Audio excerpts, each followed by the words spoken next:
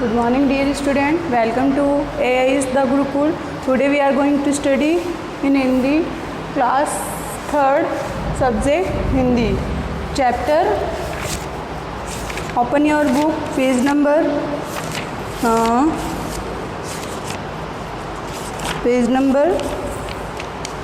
16 page number 16 lesson 3 अध्याय 3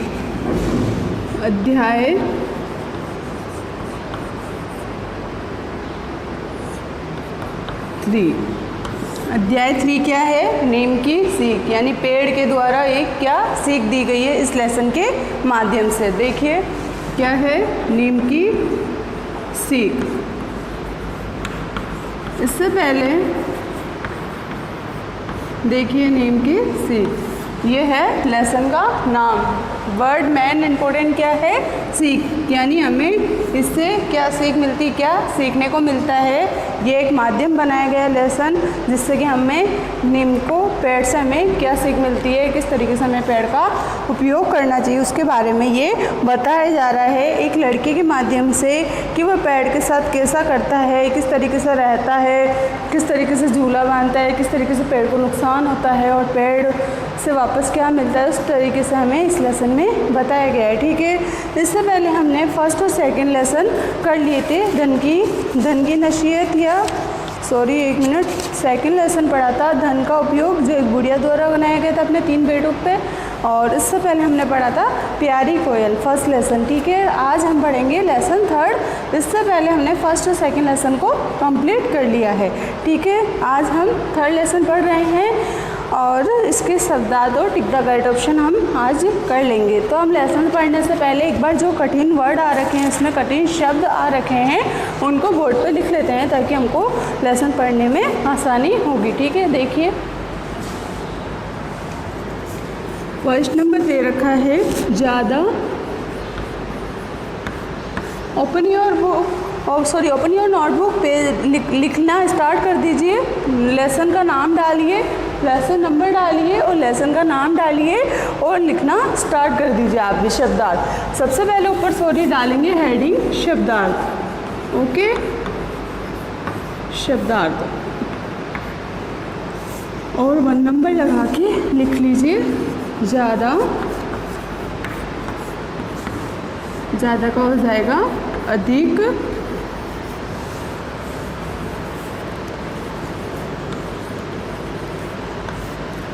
next देखिए second विश्वास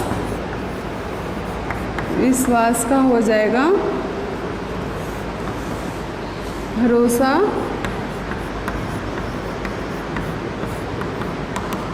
थर्ड देखिए मदद का हो जाएगा सहायता। 4 देखिए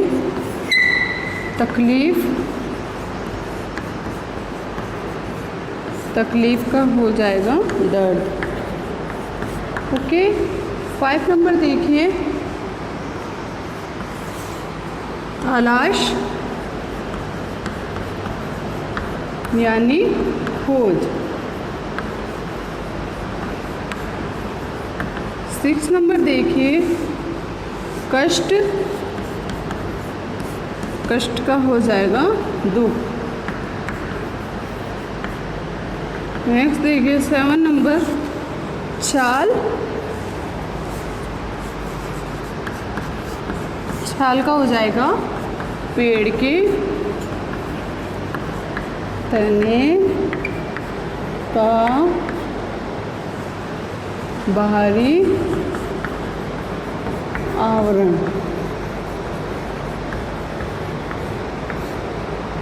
ओके, नेक्स्ट देखिए 8 नंबर वायदा यानी वचन। ओके, देखिए पेज नंबर निकाल लीजिए। अब पहले तो आप लोग नोटबुक में शब्दार्थ कर लीजिएगा। एक बार हम इसको रिपीट कर देते हैं। देखिए फर्स्ट दे रखा है ज़्यादा यानी अधिक, सेकंड दे रखा है विश्वास यानी भरोसा, थर्ड दे रखा है मदद यानी सहायता, फोर्थ दे रखा है तकलीफ यानी दर्द, 5th नंबर पे दे रखा है तलाश यानी खोज। 6th नंबर पे दे रखा है कष्ट यानी दुख। 7 नंबर पे दे रखा है छाल यानी पेड़ के तने का बाहरी आवरण। 8 दे रखा है वायदा यानी वचन। ठीक है, आए समझ में शब्दार्थ। इनको एक बार पढ़ भी लीजिएगा और याद भी कर लीजिएगा। ठीक है, अब हम लेसन स्टार्ट करते हैं जो पेज नंबर 15 पे दे रखा है, 16 पे दे रखा है, नीम की सीख। अध्याय 3 लेसन 3 नीम की सीख। ठीक है, लेट्स स्टार्ट। देखिए सबसे पहले पढ़ती हूँ मैं, जहाँ दे दीजिएगा बुक में। Open your book, page number 16 lesson 3 नीम की सीख। ठीक है, देखिए एक लड़का था सोनू। क्या था, कौन था? एक लड़का था जिसका नाम क्या था, सोनू। उसके कोई भाई बहन नहीं थे, यानी सोनू नाम का एक लड़का ही था, उसके कोई भाई बहन नहीं थे, वो अकेला ही था। नहीं उसका कोई दोस्त था, नहीं उसका कोई साथी था या दोस्त था, कोई मित्र नहीं था। उसके माता पिता काम पे जाते थे। उसके माता पिता क्या थे, काम पे जाते थे। वह स्कूल जाता था। वह क्या करता था, सोनू नाम का लड़का है, ना कोई उसका दोस्त था, ना कोई उसका भाई बहन थे। उसके माता पिता भी जो काम पे जाते थे और वह स्कूल जाता था। स्कूल से घर आकर शाम तक वह अकेला रहता था। जब वह स्कूल की छुट्टी हो जाती तो वो घर आ जाता, क्योंकि उसके माता पिता काम पे जाते थे तो वो अकेला ही रहता था। ठीक है, उनके घर के आंगन में नीम का एक पेड़ था। उनके घर मतलब जब एक घर था उसके बाहर एक आंगन में क्या था, एक नीम का पेड़ लगा रखा था। ठीक है, सोनू उस पेड़ के नीचे खेलता था। सोनू क्या करता था, जब छुट्टी हो जाती स्कूल से घर आ जाता तो वह, उसके माता पिता तो घर पर रहता नहीं, वह उस पेड़ के नीचे खेलता रहता। ठीक है, धीरे धीरे वह पेड़ को ही अपना साथी मानने लगा। जब उसका कोई भाई बहन नहीं था, उसका कोई दोस्त नहीं था, आस पड़ोस में कोई दोस्त नहीं था, तो वह, उसके माता पिता भी घर पर नहीं रहते थे, तो वो छुट्टी को जब घर आता तो वो बोरिंग होता तो वो उसी पेड़ के नीचे आंगन में खेलने लग जाता और वह उसी पेड़ को अपना दोस्त मानने लगा। ठीक है, अब वह पेड़ के साथ ही बातें करता और खेलता था, यानी उसी पेड़ के साथ बात करता था और खेलता था, उसी पेड़ से खेलता था, यानी उसी पेड़ को क्या करने लगा, अपना साथी मानने लगा। ठीक है, रात के समय सोनू को छत पर जाकर चांद तारे देखना बहुत अच्छा लगता था। रात को जब हम छत पर जाते हैं तो चांद तारे दिखाई देते हैं ना, तो ये सोनू को बहुत पसंद था छत पर जाकर चांद तारे देखने का। ठीक है, देखिए आगे। हजारों तारों के बीच एक चांद को देखकर वह ये सोचता था कि ये चांद भी तो अकेला है। जैसे उसका माध्य कहने का अर्थ है कि हजारों तारे हैं, यानी बहुत सारे तारे दिखते हैं, उनके बीच में एक चांद दिखता है। तो कहने का अर्थ है वह यह सोचता था कि इतने तारों के बीच में ये चांद भी तो अकेला है, इसी तरीके से मैं भी अकेला रह सकता हूँ। आकाश में तारे तो बहुत हैं। आकाश में क्या बोल रहा है, आकाश में जो आसमान में है तारे तो बहुत हैं, लेकिन चांद एक ही है। चांद एक ही दिखाई देता है और तारे बहुत सारे दिखाई देते हैं। तो वो यही बोल रहा है कि आकाश में तारे तो बहुत सारे दिखाई देते हैं, लेकिन चांद अकेला ही नज़र आता है। ये चांद इतने सारे तारों से ज़्यादा अच्छा है, यानी एक चांद है जो इतने सारे तारों से बहुत अच्छा है। ठीक है, ये बोल रहा है सोनू। वो आकाश में रात को चांद तारे देखता था तो उसको बहुत अच्छा लगता था और सपोज करता था, यानी सोचता था, वो कल्पना करता था कि इतने सारे तारों के बीच में एक चांद अकेला है तो मैं भी अकेला रह सकता हूँ। ये देखिए आगे, मतलब इतने सारे तारों के बीच में एक चांद फिर भी क्या है, अच्छा है। लोग इसकी पूजा करते हैं, जैसे कि देखा होगा व्रत वगैरह खोलते हैं ना, तो पूजा करते हैं ना, चांद को देखकर व्रत खोलते हैं वगैरह। तो इससे फिर भी लोग क्या करते हैं, बोल रहे हैं ना कि मतलब इतने तारों के बीच में एक चांद अकेला है फिर भी वो अच्छा कहलाता है, क्योंकि लोग इसकी पूजा करते हैं। फिर भी देखो इतना अकेला रहकर भी अच्छा कहला रहा है। बड़ा होकर मैं भी इस चांद की तरह बनूंगा। वो बोल रहा है सोनू कि मैं भी इस चांद की तरह बनूंगा, बड़ा होकर नाम कमाऊंगा। और बड़ा होकर क्या करूंगा, नाम कमाऊंगा, यानी मैं भी इस चांद की तरह ही बनूंगा। इतने तारों के बीच में एक चांद कितना इम्पोर्टेंट है, उसी तरीके से मैं भी अपने आप को इसी तरीके से कामयाब करूंगा और बड़ा होकर नाम कमाऊंगा। ठीक है, सोनू जानता था कि कुछ बनने के लिए पढ़ाई कितनी ज़रूरी है। सोनू यही जानता था कि कुछ अगर हमें बनना है तो हमें पढ़ना पड़ेगा, बिना पढ़े हम आगे नहीं बढ़ सकते। तो वह यह बोल रहा था कि अगर हमें कुछ बनना है तो हमें कुछ बनने के लिए पढ़ाई करनी ज़रूरी है। ठीक है, डॉक्टर, वकील, इंजीनियर या अध्यापक, हमें अगर कुछ भी बनना है, डॉक्टर, इंजीनियर, वकील या अध्यापक बनने के लिए मुझे पढ़ाई की ज़रूरत है, यानी मुझे पढ़ना ज़रूरी है। आगे, वह बहुत मेहनत से पढ़ता था। क्या करता था? वो बहुत मेहनत से पढ़ाई करता था। ठीक है, कुछ समय बाद अपनी पढ़ाई पूरी करके सोनू ने काम सीखा, यानी अपनी पढ़ाई कंप्लीट की और उसने एक काम सीखा और एक छोटा सा कारखाना खोल लिया। और एक उसने क्या किया? छोटा सा कारखाना खोल लिया। कुछ समय बाद सोनू ने पढ़ाई कंप्लीट करके एक काम सीखा और एक छोटा सा कारखाना खोल लिया। मेहनत और ईमानदारी से काम करते करते सोनू एक बड़ा व्यापारी बन गया। मेहनत और ईमानदारी यानी बड़ी लगन से काम की उसने, मेहनत से काम की और ईमानदारी से काम की। तो ईमानदारी से काम किया तो उसका काम सफल हुआ और वह एक बड़ा व्यापारी बन गया। सोनू क्या बन गया? एक बड़ा व्यापारी बन गया। अब लोग उसे सेठ सोहनलाल कहने लगे। सोनू को क्या कहने लगे? सेठ सोहनलाल। क्या कहने लगे? सेठ सोहनलाल। सोनू का नाम क्या है? सेठ सोहनलाल। ठीक है, आगे देखिए। देखिए उसके बाद बहुत पैसा था। सोनू जब एक बड़ा व्यापारी बन गया, उसको लोग सेठ सोहनलाल के नाम से जानने लगे। वो उसके पास क्या बना? खूब धनी बना, यानी उसके पास बहुत पैसा था। बहुत से लोग उसके दोस्त बन गए। अब तो उसके बहुत से लोग क्या हो गए? दोस्त बन गए, क्योंकि वह एक बड़ा व्यापारी बन गया इसलिए। ठीक है, लेकिन शाम को या छुट्टी के दिन अब भी वह अपने पुराने घर जाता और बचपन के साथी नीम के पास ज़रूर बैठता। लेकिन फिर भी आज वो पुराने दिन को भूला नहीं।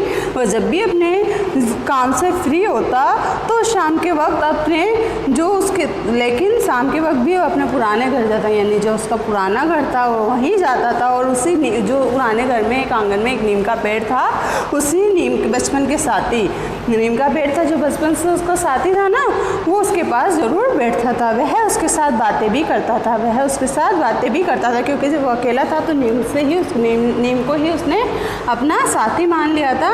अब वह जब बड़ा व्यापारी बना तो वह अपने पुराने घर भी जाता था और उसी नीम से बातें भी करता था और उसके पास बैठता भी था। ठीक है, एक दिन सोहनलाल के कारखाने में एक आदमी आया। एक दिन क्या हुआ? एक सोहनलाल, जो सोनू नाम का लड़का था, बड़ा व्यापारी बना, सोहनलाल के नाम से लोग जानने लगे। उसके कारखाने में क्या हुआ? एक आदमी आया। उसने कहा, सेठ जी मेरी मदद कीजिए। उस आदमी ने उसको, सोहनलाल यानी सोनू को कहा, सेठ जी मेरी मदद कीजिए, मैं गांव से काम की तलाश में आया हूँ, यानी मैं गांव से आया हूँ और मुझे कोई ना कोई काम चाहिए, आप मेरी मदद कीजिए। आगे देखिए, बहुत से तलाश यानी खोज आ रखा है शब्दार्थ में। तलाश यानी खोज, यानी वो काम की खोज में आया है गांव से। ठीक है, शहर आया। ठीक है, आगे, रास्ते में मेरा सारा सामान किसी ने चुरा लिया, यानी जब वो सफ़र कर रहा था रास्ते में क्या हुआ? सफ़र के वक्त उसका सारा सामान किसी ने चुरा लिया, यानी उसका जो सामान था वो सब चोरी हो गया। ठीक है, आगे देखिए, मैंने सुबह से कुछ नहीं खाया। वह क्या था? भूखा था। मैंने सुबह से कुछ नहीं खाया। वह जो बाहर से आया था सोहनलाल के पास एक गांव की तलाश में, एक आदमी, उसने बोला मेरा सामान रास्ते में चोरी हो गया है और मैं बहुत भूखा हूँ, मैंने सुबह से कुछ नहीं खाया है। देखिए, सोहनलाल ने सोचा कि बहुत सारे लोग झूठ बोलकर पैसे मांगते हैं, कभी कभी चोरी भी करते हैं। सोहनलाल की सोच क्या थी कि उसने ये सोचा कि बहुत से लोग ऐसे होते हैं जो चोर वगैरह आते हैं और चोरी करते हैं और झूठ बोलकर पैसे मांगते हैं। उसने सोचा ये जो बंदा आया है, ये जो आदमी आया है, ये झूठ बोल रहा है पैसे कमाने के बहाने, तो कभी कभी चोरी भी करते हैं और चोरी भी करने आते हैं ऐसे लोग। ठीक है, वो ये सोच रहा है। उस आदमी ने फिर से कहा, सेठ जी आप मुझे कुछ काम दे दीजिए। उस आदमी ने फिर से सोहनलाल को कहा, सेठ जी आप मुझे कुछ काम दे दीजिए, मैं काम करूँगा तब मुझे पैसे दे देना, यानी अगर मैं काम करूँ तो आप मुझे पैसे दे दीजिएगा। सोहनलाल ने उसकी बातों पे विश्वास नहीं किया और उसे बाहर निकाल दिया। सोहनलाल ने सोचा ये कोई लुटेरा है और उसने उस आदमी को क्या किया, बाहर निकाल दिया और उसकी कोई नहीं सुनी। यानी जो वो कह रहा था कि मैं गरीब, मैं बाहर से आया हूँ, मेरा सामान चोरी हो गया है, मैं भूखा हूँ, मुझे कोई काम दे दीजिए, ये सोहनलाल ने उसकी बातों को इग्नोर कर दिया, नहीं सुना, अनसुनी कर दी। यानी उसने उसकी बात को नहीं सुना और सोहनलाल ने उसकी बातों पे क्या किया, विश्वास नहीं किया, यानी भरोसा नहीं किया और वह उसे बाहर निकाल दिया और बाहर जाने को कह दिया। आज सोहनलाल अपने पुराने घर आया और नीम के पेड़ के नीचे आराम करने लगा। फिर से आज क्या हुआ, एक दिन देखो कि सोहनलाल अपने पुराने घर में आया और नीम के पेड़ नीचे आराम करने लगा। उसे आज की घटना याद आई और उसे क्या हुआ है, आज जो उसने इस आदमी के साथ किया वो उसे घटना याद आई। उसने पेड़ को बताया, तभी उसे लगा कि उसने उस पेड़ यानी जो मित्र था, उसका साथी था बचपन से पेड़, उसको बताया और उसे लगा कि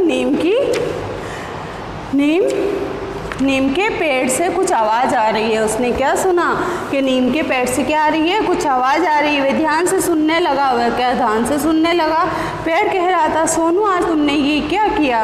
वो मतलब सपोज कर रहा था कि पेड़ उसको बोल रहा है कि सोनू आज तुमने क्या किया। जो बचपन से क्या था, उसका साथी था, उसको ये लगा कि पेड़ मुझसे कुछ कह रहा है, सोनू आज तुमने ये क्या किया, सोनू तुमने एक गरीब आदमी की मदद नहीं की। यानी जो वो आया था वो आदमी लुटेरा नहीं था, वो इंसान सच्चा था। आज तुमने ये क्या किया, उस गरीब आदमी की मदद नहीं की।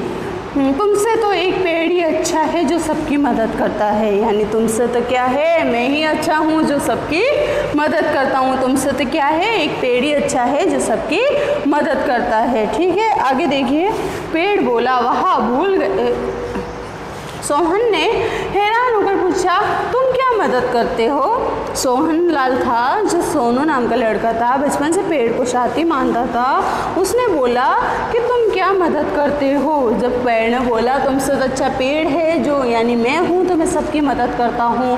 तो सोनू ने पूछा वापस पेड़ से तुम क्या मदद करते हो। पेड़ बोला वाह भूल गए, जब बचपन में तुम्हें फोड़ी फुंसियाँ निकलती थी तब तुम्हारी माताजी मेरी छाल काटकर पेड़ के तने का बाहरी आवरण, छाल यानी पेड़ का तना होता है, उसका बाहरी आवरण को कूट कर लगाया जाता है कोई फोड़े फुंसी पर। ठीक है, जब तुम बीमार पड़ते थे तो तुम्हारे पिताजी मेरी पत्तियां तोड़कर ले जाते थे। ये भी भूल गए कि मेरी डालकर रस्सी का झूला डालकर तुम मुझे झूला करते थे, तब रस्सी की रगड़ से मुझे कितना कष्ट यानी दुख होता था। वो बता रहा है कि जब तुम बीमार पड़ते थे, तुम्हारे फोड़े फुंसी निकलते थे, तो तुम्हारी माताजी मेरी छाल काटकर उसका पेस्ट बना के आप पे लगाती थी। जब तुम और फिर से बीमार पड़ते थे तो तुम्हारे पिताजी मेरी पत्तियां तोड़कर ले जाते थे। और तुम भूल गए ये भी कि मेरी जो डाल है उस पर तुम झूला बांधकर अब झूलते हो, जिससे कि रगड़ लगकर मुझे कितना दुख होता है, मुझे कष्ट कितना होता है। ये वो अपने किए हुए कार्य गिना रहा है सोनू को पेड़। ठीक है, सोहनलाल को सब कुछ याद आ रहा था। वह हैरान था कि ये सब तो उसने कभी सोचा ही ना था। वह पेड़ को अपना दोस्त मानता था, लेकिन उसने ये भी कभी नहीं सोचा कि उसको भी तकलीफ़ होती है। सोहनलाल क्या हुआ, सब कुछ सोचने लगा कि उसने कभी ये सोचा भी नहीं था कि पेड़ को भी कभी कष्ट होता है या तकलीफ़ या दुख होता है। ठीक है, या दर्द होता है, तकलीफ़ का अर्थ दर्द होता है। ठीक है, वे पेड़ को भी क्या करता था, अपना दोस्त मानता था। उसने कभी ये नहीं सोचा कि पेड़ को भी दर्द होता है। नीम का पेड़ बोल रहा था दोस्त मैंने हमेशा खुद तकलीफ़ सहकर दूसरों को आराम दिया। नीम का पेड़ है जो उसका साथी था, वो बोल रहा था कि यानी मैंने खुद को दुख देखकर हमेशा दूसरों की हेल्प की है, मदद की है, दूसरों को आराम दिया है। पर तुमने कभी किसी की मदद की है, लेकिन तुमने किसी की मदद की है, ये बोल रहा है पेड़। उसको सोहनलाल की आंखें खुल गई, उसे अपने आप पर बहुत शर्म आई और सोहनलाल की आंखें खुल गई। यानी उसके आंखें खुल गई यानी वह सब जान गया, वह सच्चाई सामने आ गई और वो मतलब अब उसे अपने आप पे बहुत शर्म आने लगी, यानी अपने आप को बहुत डर्टी फील करने लगा। उसने अपने दोस्त से वादा किया, यानी जो एक पेड़ था, मित्र था, उसका साथी था, उसने उससे ये वचन दिया कि आज जैसे बुलफिल कभी नहीं करूँगा, मैं भी सबकी मदद करूँगा। यानी आज जैसे उस गरीब को मैंने धुतकारा है, बाहर निकाला है, उस वजह से कभी मैं आज तक नहीं करूँगा। अब मैं सबकी मदद करूँगा। देखिए इस लेसन में आपको एक सोनू नाम का लड़का है, किस तरीके से अपनी लाइफ अकेला होता है, अपने पेड़ को एक साथी मानता है और फिर उसके घर पे कोई आदमी आता है, वो उसको धुतकार कर निकाल देता है, उसकी कोई मदद नहीं करता है, लेकिन पेड़ उसको वापस सब कुछ बताता है कि आपने किस तरीके से एक गरीब इंसान की मदद क्यों नहीं की, क्योंकि मैं तो आपको हमेशा आराम देता आया हूँ, मैं आपकी हमेशा मदद करता आया हूँ। तो इस तरीके से बताया गया है कि नीम के माध्यम से हमें ये सीख मिलती है कि हमें कभी भी दूसरों के साथ गंदा व्यवहार नहीं करना चाहिए, हमेशा दूसरों की हेल्प करनी चाहिए, चाहे वो कितना भी गरीब इंसान क्यों ना हो। इस लेसन में आपको यही बताया गया है। आप इस लेसन का नाम डाल के और शब्दार्थ कर लीजिएगा। अब देखिए हम लोग कर लेते हैं टिक द करेक्ट ऑप्शन, यानी जो कुछ वो है निम्नलिखित प्रश्नों के उत्तर का सही निशान लगाइए। तो ठीक है, टिक द करेक्ट ऑप्शन देख लीजिए, शब्दार्थ कर लीजिएगा पहले नोटबुक में।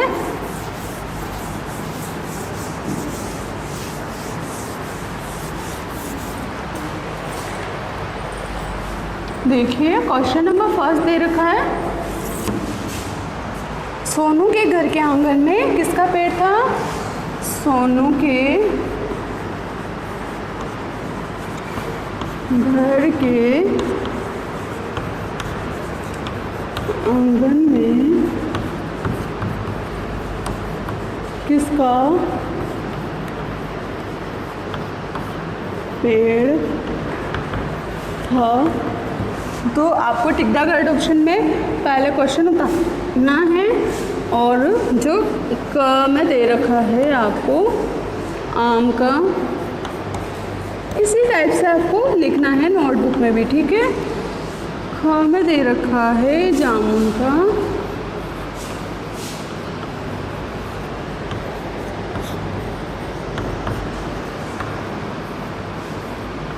स में दे रखा है नीम का, ठीक है।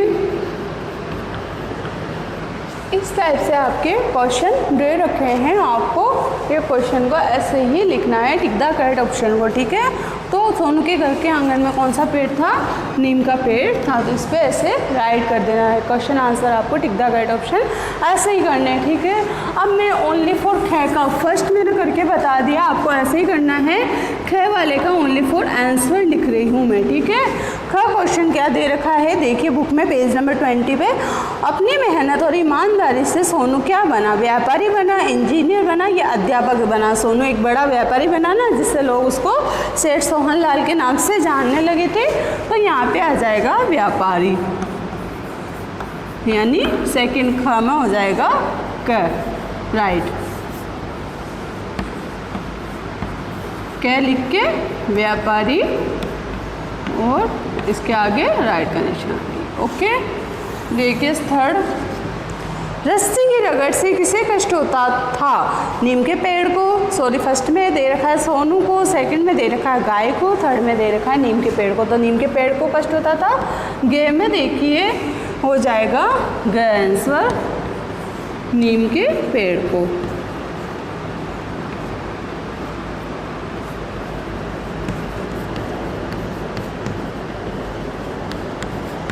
ओके, देखिए नेक्स्ट घ वाला, सोनू ने नीम से क्या वादा किया?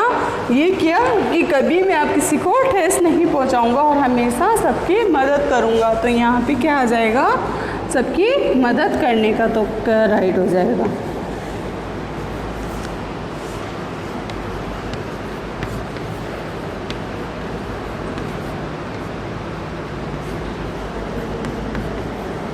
ओके, इस टाइप से आपको क, ख, ग और घ चारों टिक द करेक्ट ऑप्शन अपनी नोटबुक में करने हैं, शब्दार्थ और टिक द करेक्ट ऑप्शन, ठीक है। आज के लिए इतना ही है, ओके। नेक्स्ट वीडियो में हम इसके क्वेश्चन आंसर करेंगे, ठीक है। आगे, थैंक यू।